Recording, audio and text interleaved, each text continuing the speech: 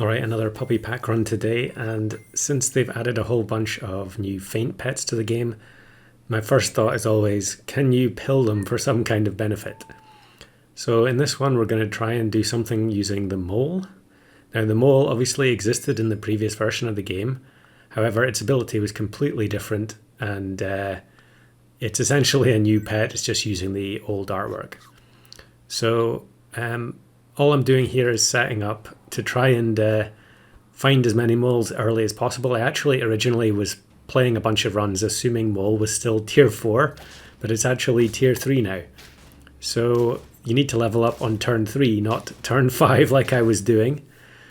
But in any case, I'm just trying to survive as long as possible. I want to have the chipmunk at level 2 preferably, so that I can sell it and then get 2 cheap rice, which will allow me to pill the mole. So if you don't know what the mole's effect is now, it used to just give stats, but now it's a faint pet, and on faint it summons in an 8/8 mole as long as there are 3 held perks on the pets behind it. So it's kind of complicated, and setting it up is very frustrating. Not least because you can often go against bat, or there's microbe is another one. And when that happens, you just automatically lose the mole's ability. So I'm going to put the mole up front. That means it's going to consume the 3 rice. We're just going to miss out on the apple, the mouse spawning from the owl. So you can see what happens there. The perks get removed from the pets behind, and the mole spawns another mole. So why would you want to pill the mole? Well, you can see the mole's starting stats are very weak. So what we need to do is get it to level 2. And then once it's at level 2, if we pill it, it'll be a 4/5. And then if we pill it, it will summon a 16/16. And obviously 16/16 is a little bit better than 4/5. However, I'm not really sure this strategy is particularly worth it, given the hoops you have to jump through to get all the perks and get the level 2 mole early enough that it's actually going to matter. So here I actually give up on the owl. Since it has rice, it does mean we can sell it for a little bit of money back anyway. But I want the lobster so that when the 16/16 mole spawns, it's going to become an 18/18. So what you can see that there is a perfect example of how this can all go wrong, is that the opposing team has 2 bats. It overwrites the perks, and mole does not count weakness as a perk. Of course, it's an ailment instead. Although there are some pets that treat ailments a bit differently in this pack. It's kind of odd. But there we go. There we've got our 18/18 mole, so a bit of a stat upgrade. But now we're going to try and win from here. So I'm freezing Hatching Chick for next turn to look for a tier 6, and we're just going to buff the mole a little bit more. Everything else probably has to go, because we're going to need strong late game units to have a chance at surviving. You can see there what happens when there are no perks behind the mole. It gives this sort of error sound effect. It's a little bit strange because the mole is obviously off screen at that point. But here I get Elephant Seal, which is a great perk based unit, so we're going to be feeding it perks all the time. So we can pretty much guarantee that at least one pet behind the mole has a perk. But we can't set it up this turn. I'm not sure why I started buffing the Elephant Seal here. I probably should have just carried on buffing the mole. But Snapping Turtle is a good one. Tar as well. But the idea there is, if pets end up with weakness, the Snapping Turtle or the Tar can potentially replace it, and therefore the mole will still activate. It is a little bit awkward though, because you have to have the Snapping Turtle in front of the mole. I think that's the biggest drawback. I did mention in another video that I wasn't sure if the mole was too good, but the perk requirement is pretty strict.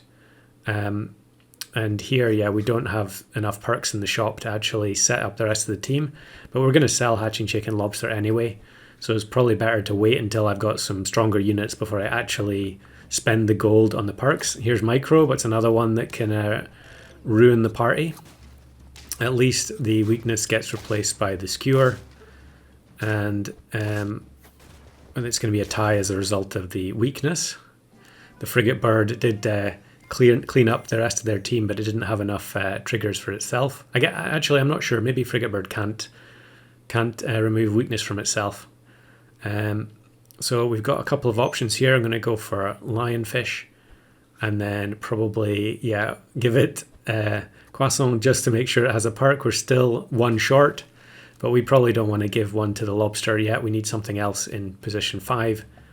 And I do have something in mind, and we actually get matched with another sloth. I've been facing so many opposing sloths lately, although I have yet to have one since the update came out. Everyone else seems to be getting their opportunities. There was another one in the Discord today.